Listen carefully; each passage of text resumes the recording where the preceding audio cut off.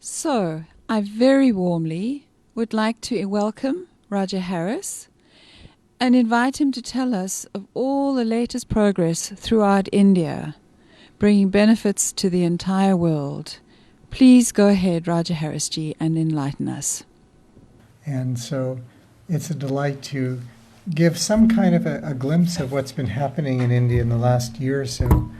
Sometimes people ask me, for example, at Guru Purnima, people said, we'd like to hear kind of what's happening in India. And I tried to give a very brief overview during the Guru Purnima celebration itself. And then Dr. Susie Swan said, now come on, you can do better than that. Let's do a little bit bigger version. So that's the purpose of what I'll try and do, and highlight some of the things that I think you may not know, and I hope tickle you as much as they tickle me. So a video could please go ahead and begin the slideshow. So, and the next slide, please. I'm happy to offer this on behalf of everybody who's working in India. So many wonderful people are doing great things in India and around the world. And so what we'll talk about is what's going on in the Brahmastan and all the Pandit campuses, what's going on in the Maharshi schools, what new projects are happening. I think you'll enjoy that. And then just briefly about the India courses at the Brahmastan and the Veda app and bequests. So to remind everybody, what is this Pandit program that we're doing? We have the Maharshi Vedvigyan Vishwavidyapitam, the organization that organizes the Pandits. There are 37 separate campuses right now where we have Pandits. That includes all the Jyotirlings and many of the Shakti Peeths and training campuses. And in total we have active about 5,000 Pandits in India, 1,400 acharyas and the staff. Every day we do Ati-Ruja Abhishek at the Brahmastan of India. And it's a huge thing. I was discussing this the other day with Brahmachari Girish Mamaya, and I was saying, how do you feel we're doing with the Pandit program? Do you feel that we're doing as we should, or is there something you're missing? And he said, for goodness sake, just keep doing this Ati-Ruja Abhishek, because since that started, if you look what's happened, all the Indian government has again embraced on the national level what this means to create Vedic India. And it's been quite fantastic. The conference now that's going on in Ayurveda, all that coming from the government side, is coming with this upsurge of coherence. In addition, every day we do this Lakshchandi Mahayagya. Lakshchandi has to do with that nourishing value of Mother Divine. And so it takes about a year, every single day doing this, to finish one cycle of Lakshchandi. And so eventually Maharshi wanted to have 50,000 Pandits, 2 times a day. Laksh means 100,000. So 50,000 times 2 would make 100,000 and do every day. So in my list I keep of everything to do, I haven't forgotten it, but at least once a day. And that bringing the ideas, it brings the nourishing value, including wealth. And if you look at India as a change in poverty and so on, it's quite incredible, and the world. And finally right now we're doing 3 Adbhushanti Yagyas. Adbhushanti Yagyas are done to prevent natural disasters in the world. They're a specific form of yagya that Maharshi had us do for different qualities of things that may come through fire, through wind, through this and that. And they're beautiful yagyas that are done every day. I want to just mention that we're able to do this because of the incredible work of ARO. So we have here Dr. Susie and Cornelia and all the team who does this. And think what they've arranged in these last years, 15,870 national yagyas and special yagyas. Yagyas on the national level for 171 countries, 5,500 donors, 290 incredibly wonderful ambassadors, including some here today. So please don't forget about this. Please continue. So to talk now specifically about the Brahmastan, this is now a picture looking back kind of from towards, so you see the Dhyan Hall there, the big Dhyan Hall on the left side. I've been mentioning in previous talks how we're doing a lot of work to upgrade the Brahmastan. The last time I showed you a picture, I showed you a picture in the back. This is an Adbhushanti Yagya Mandap. Because it's a Havan Mandap, which means it has a fire pit associated with it, it has to have certain types of ventilation. So if you look at the shikara roof, this kind of tiered roof, you'll see that it's able to let the smoke go out in stages and let the pundit's health be good. So we showed that, but what we hadn't showed is, if you go to the next slide, please. So this is next to it, we're building a second one, and then we're going to build a third one. And then we want to build 2 more after that. We'd like to increase to 5 Adbhushanti Yagya Mandaps. Please don't mind the muddy stuff in front. We're in the middle of rainy season now in India, and so it's a little challenge to build, but it's that's what's going on. And this particular slide I showed last time, just to show some of the roads being built, and I said that you'll see the main roads are now going in, so the next slide shows that as well. So this doesn't look very glamorous, but if you're walking every day from those buildings in the back all the way the other direction to the main Dhyan Hall for Ati Ruj Abhishek in rainy season, and not having to walk in the muddy paths, you really appreciate having this. So like that, there's so many different projects going on of construction in the Brahmastan. And at another time I can review again, but I think in June sometime, we went through all the other ones. In addition to this, we're also doing construction, Vastu construction in other locations in India. And we're doing building in Prayag, which means in Allahabad, for 500 pundits. In Ayodhya, we're building for 500. In Vishwanath Charyalay for 200. And Rajamundry. These are all Brahmananda Saraswati Nagars that we've talked about. And because pundits like to live where their home is, so some of the pundits, for example, if they're in Assam, they may not be so comfortable to go to the Brahmastan. So we're building for there. And I'll show you some pictures that I don't think you've seen. So this is the new Vastu construction that's going on in Prayag. This is at our ashram that many of you have been to, where the Smarak is on the banks of the Ganges. So there are 3 buildings like that. This is the second one. The first one is finished completely. The second one is, as you can see, almost ready to be handed over. And the construction is going on now. The foundation is going in for the third building. So these I just asked someone to take in the last few days. So given that it's rainy season and I didn't ask a photographer to go, it just gives you a sense. So you'll excuse that they're not glamorous. So Ayodhya, and then Rajamundry. So it gives you a sense of what's going on in terms of building, Vastu building.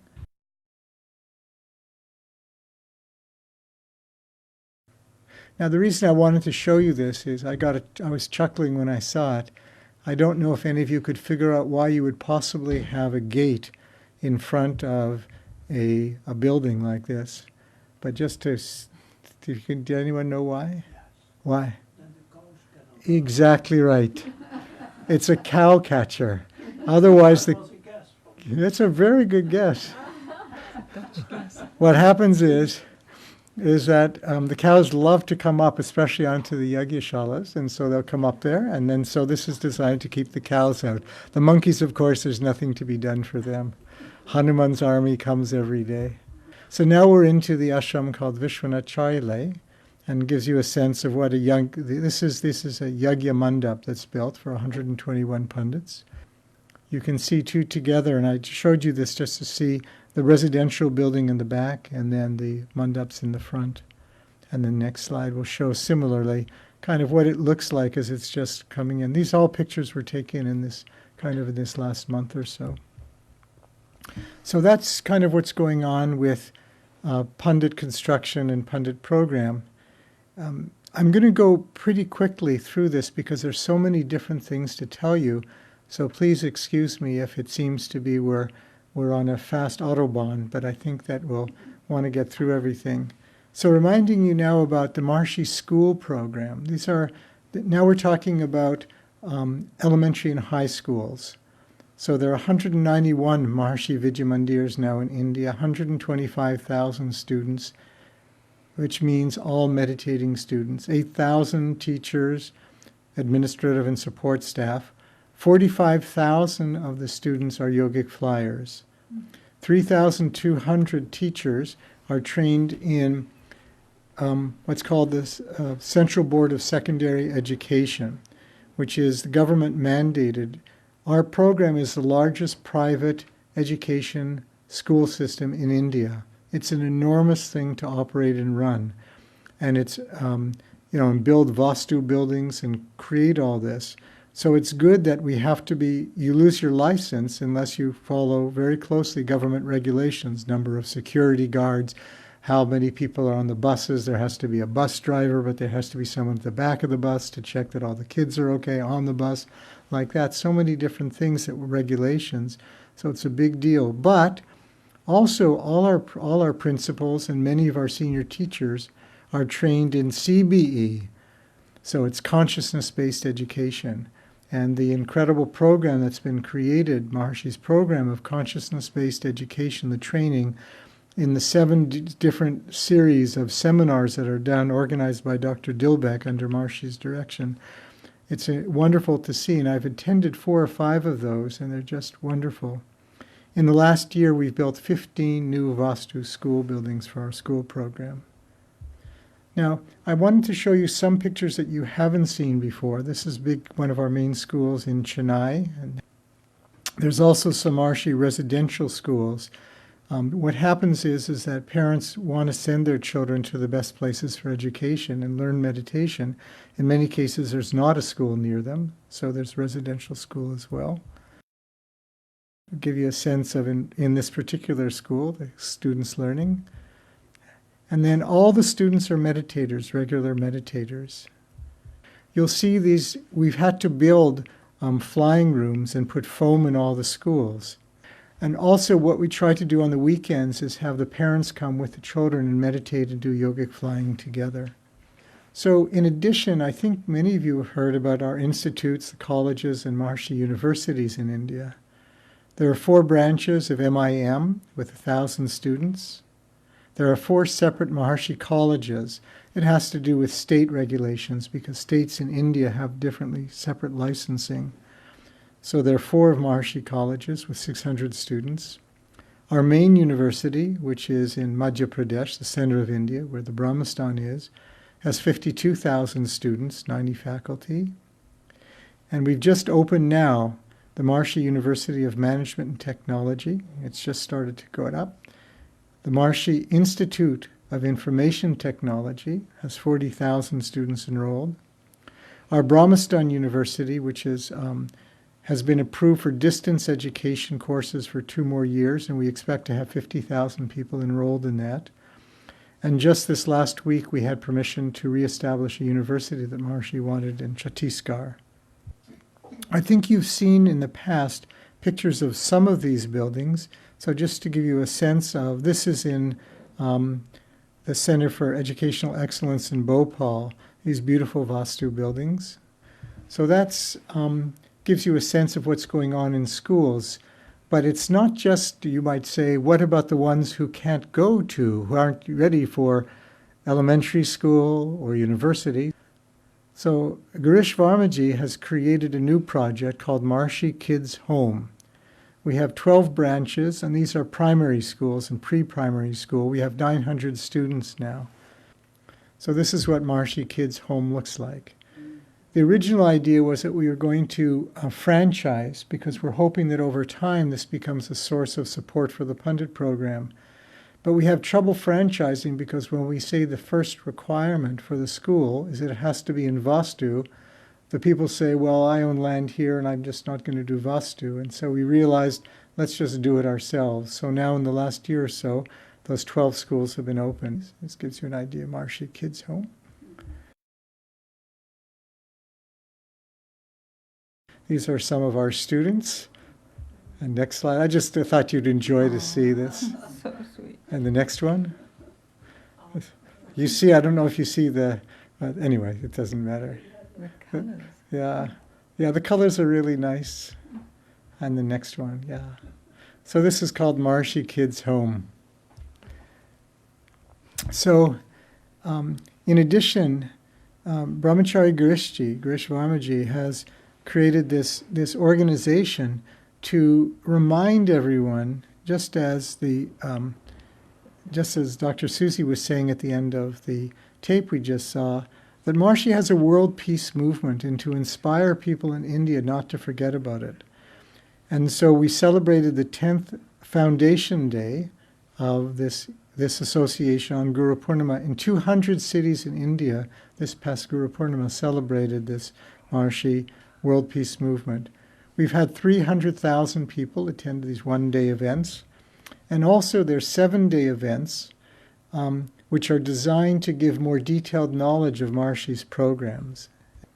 So this is just some pictures of people gathering in different places just to talk about how we can create peace in India. This is a larger gathering. And usually there always is a session of meditation, and if there's yogic flyers, yogic flying. So you kind of see the different groups that's been going on. These are all taken in different places around India. In addition, we've started a new project from Maharshi Yoga Asana camps. And because as Maharshi's knowledge has become revived in India, there's become a craze for yoga camps. And people attend, and there's big speakers, and they talk for 4 hours about the value of yoga asanas. I mean, it's great to talk for 4 hours about the value of yoga asanas, but it would be great that they also transcend. So what we do is that we're also creating these yoga asana camps. So far we've had 2,000 people attend, but it's a great way to get people to then go, okay, this is proper asanas, this is how to do them, not to strain, it's not a sweating exercise, and then this is what happens after. It's a preparation for meditation. There's in addition a program called the Maharshi Vedic Life Training, and this is a 10-day in-residence program. We've begun just in the last months. 700 people attend, and what it does is it goes through all the program of Maharshi. What does Vedic life mean? And making sure the meditation, making sure the asanas, pranayam, basis of knowledge, Stapatya Veda, Ayurveda, and so on, to give people an understanding again of what this incredible heritage is. This Maharshi Institute of Skill Development. So the idea is that with people looking for work, now as India is booming, there's a lot of pressure on people to try and find employment. And so we've created a training and production center. It's been registered and government approved. We expect this year to produce 50,000 khadi shirts. You know, khadi is that kind of natural cotton of India, khadi cotton. And trousers, and then bed sheets and pillows and towels and dhotis and kurtas and pajamas and all these different things is going on now. I hope the next time I'll bring some pictures of this going on. I didn't get time to put those pictures in for this presentation. There's one big kind of ready-made garment manufacturer who we're talking to, so that would be good. And then the equipment's been ordered for food production as well. And again, the whole idea is both to give employment to people, but also to find ways that we can bring support for the pundits. So this is what we're working on as well. And the next project that we're just started in the last year is the new Maharshi Goshala. Goshala, you know, is a cow, what do you call it? Like a cow, Goshala. It's a Goshala. It's like a cow home. Like a dairy. A dairy. Yeah, thank you. And so we have just different kinds of cows there and young calves, and the automatic milking machine is started and so on. And the idea is we'll have this organic dairy and then start to replicate that around India. Again, it's a very good thing. And also we like to use this particular organic milk for the yagyas that the pundits do, which involve dairy as well. So that's coming along as well. And the Maharshi Nursery. I'm sorry that Dr. Peter Swan isn't here to see this. That we've produced and sold, again, this is also Girishji is doing, produced and sold over 20,000 plants this year. And it includes different kinds of plants, forest plants and decorative plants and fruit trees and so on. And for our own production means for developing our own fruit as opposed to selling to third parties. We have the papayas and the jamun. Jamun is a kind of a black plum. And Girishji's just finished building these 3 big greenhouses to grow off-season. And also we've bought these teak tree shoots, because what we're doing is planting all around the Brahmastan area teak trees. And in 15 or 20 years, they're very valuable. So it takes a while. I hope we're all there to watch this production come up. But it should be really great. Just one has to have a little bit of patience when one's growing trees. So one of the other things that everyone works on in India, and again you see Girish in the middle and Bhubanesh Sharma, the Vice Chancellor of our university, and some of the leaders that some of you have seen for so many years, are these different books and magazines. So here was the launch on, this was on Guru Purnima this year, of several new books. Just want to mention that there's a magazine that's published every month called Mahamedia Magazine that goes out to 150,000 people with all news of Maharshi's news and good news around the world, in addition to the books I talked about. And we also have an online magazine called E-Gyan, E and Gyan means knowledge. And so that goes to, there's 300,000 people in India who receive that every month. So this is a book that was just released. You see Bhubanesh in the middle there again. This was released just recently on Maharshi and what he's done, what he did to revive Vedic knowledge in India. And this is an example. This is this magazine that's printed. This is one of our principals. She's one of the graduates, actually. She's attended all 7 sessions of the consciousness-based education, and she's presenting it together with a government official. You might say, okay, what else have you done? By the way, when you say you, don't mistake me for the doer. I get to say, well done, Girishji, well done to his team. So that's my main role in this. But this is the new, just built Maharshi Bliss Residency. It's designed to be both a place for corporate training and a senior living center. It's meant to be that there's a place that retired people can go and live in perfect Vastu and have organic Vedic meals and listen to Vedic pundits and so on. So this is just a few pictures. I put in just a few. This is the reception area. So when you come in to see it, this is what the reception area looks like. And there's many, many other projects going on in India along these same lines. One is called Ram Raj TV, which we have a full TV studio and have a program. And, different Maharshi tapes will be shown so that people can actually watch Maharshi's knowledge. So that studio is going on. And actually a whole broadened management team just started in the last month. As you would imagine, we need to have websites. So there's 130 separate movement, school, project websites, Facebook pages, Twitter, so on, all the different things one would expect. So that's kind of a sense of what's going on new in India that I thought you might enjoy to hear about. And then I wanted to remind everyone as well that one of the ways it supports the Vedic Pundit program is this wonderful Maharshi Veda app. And I hope you all have it. It has 54 Vedic recitations and 126 Gandharva Veda ragas. So it's it's a great thing to listen to, because for yourself to be able to listen to this really beautifully done Vedic recitation, there's no other place that you could possibly have that resource and library. I think the charge is like $390 a month, so it is at €2, not just, it's about €3 a month, something like that. So those of you that don't have it, there's a 30-day free trial. So if you go to Maharshi Veda app, then you'd try it and see what you think. I myself am a big fan of it.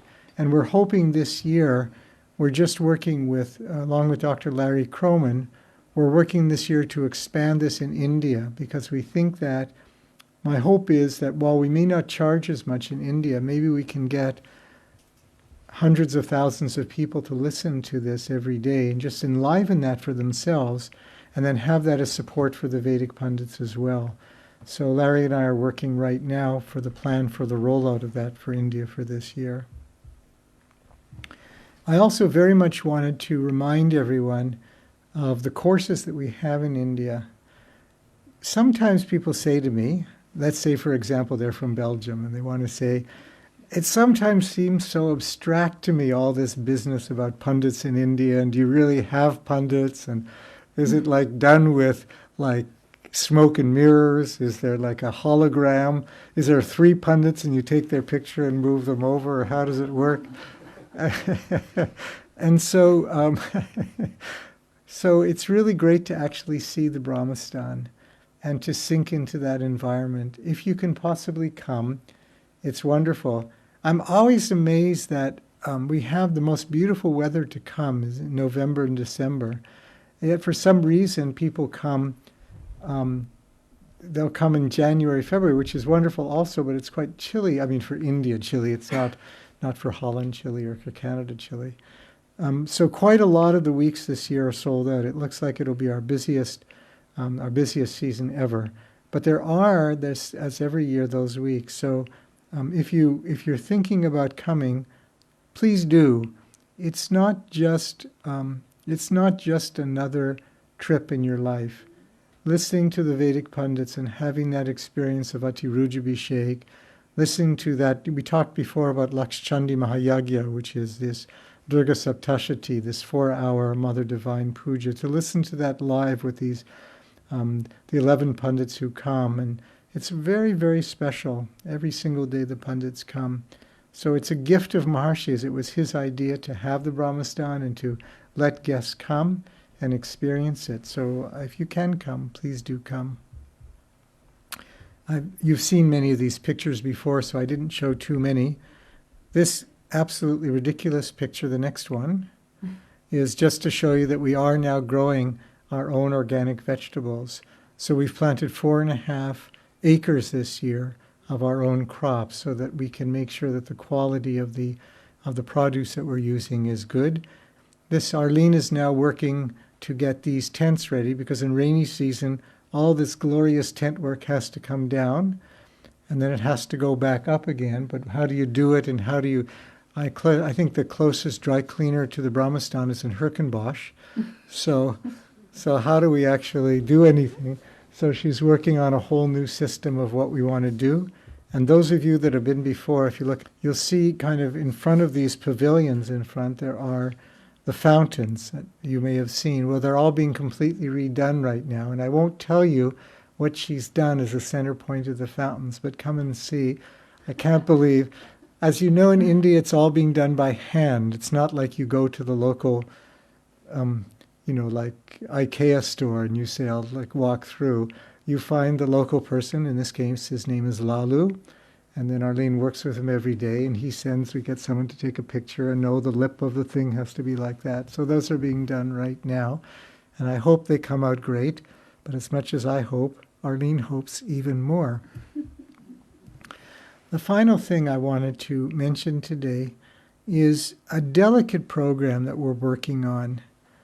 And this is this idea of bequests. In 2006, there was a beautiful meeting when Maharshi said that he was worried about the future of the pundits, and that would there be something there for them? How would it continue? And later on, he began to expand this idea, and really the genesis of Brahmananda Saraswati Foundation, Brahmananda Saraswati Trust, was really to create what he called a reserve fund. That there would be some kind of funds which were set aside, and the interest only for that would go to take care of the pundits. Right now, we have $34 million in the reserve fund. We just finished this past Tuesday. We had a meeting of the Finance Committee of BSF, on which Roger Stephen is there, Roger Bob, Dr. Jeffrey Abramson, and other really outstanding business leaders with lots of experience in investing. And if the funds are invested through one of the absolutely top worldwide organizations that invest on behalf of charities. So while we make the ultimate decision in terms of investing, so for example, we don't have no tobacco companies or anything like that, obviously. It's a very broad and very sophisticated investment portfolio. The company is called Colonial Investment Management. And so we're just reviewing their second quarter report, and it's really going very well. And it's fully transparent. Of course, it's audited. And so what we think as this time goes by, this will really give confidence to people that there exists this wonderful place, this stable place to provide the permanency for Maharshi's programs. Now what we're beginning to do is to go out to different countries slowly and inform people about this and ask them, again, it's a delicate issue, would they like to put this in their wills as a bequest? Now, it's not something you generally like to talk to people about. Listen, I think at some point your body won't be here anymore. Have you thought a lot about your money? And it's not something that I would particularly like to get a phone call myself about. But at the same time, you know, one of the things that people say to me, Roger Stevens said this, he said, just thank goodness it's done. So I've put my worry about that to rest. I've decided, and he said, for example, in his bequest to BSF, he said, I want so much to go to Mother Divine. I want so much to go to Purusha. This is the local centers in the U.S., in his case, that I want to support. And this is what I want to make sure. The rest, I want to make sure it goes to the pundits and it goes into the endowment and it's managed in this way. And like that, what we're seeing is that because we have a methodology that people, that's verifiable, that's auditable, and that people can really feel confident that for those funds which are beyond what they might have to leave for family or obligations, that they would like to know that they left it for Maharshi's programs and for that. So for that, this year, we're going to be beginning to really slowly talk about it. And so we'll want to take the advice of ambassadors in different countries, you know, of what to do. We were working with the United States first, and there the Roger Hagelin and so on, and Sam Katz, National Director, have said they'd like to first send out a message, say, for example, to their longest governors and siddhas who are asking them for a program. And it's complicated because in some cases they'd like to leave money, some to MUM and some to this, but how do you do that? And because BSF offers that one-stop way to do it, they were very excited. So we're hoping that this year, 2018, will really see the launch of this in a gentle way. So I just wanted to thank everybody for here and around, everywhere listening to this, and say that for Arlene and Lauren and I, every day we're thinking about this Pundit program in India and trying to do our best. It's not always clear to us how we can realize the goals that Maharshi wanted. You know, many times I get letters from people or emails saying, how come already there aren't 9,000? You've been talking about this so long at the Brahmastan. We've been listening to you. Aren't there 9,000 pundits there yet?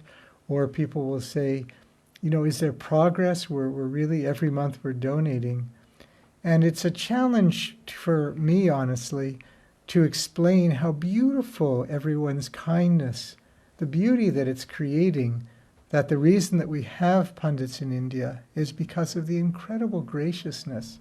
The reason that there's all this progress that you saw going on, improvement in pundit housing, improvement in pundits' life, improvement in the effect of that with national yagyas done for countries, all that is due to the incredible kindness of people. And I think just we'll continue doing everything together. And I think we really can, in that way, fulfill the mandate that we have to try and create with this beautiful knowledge peace in ourselves first, happiness in ourselves first, delight and joy and fun in ourselves first, and then the same for the whole world. Jai Gurudev.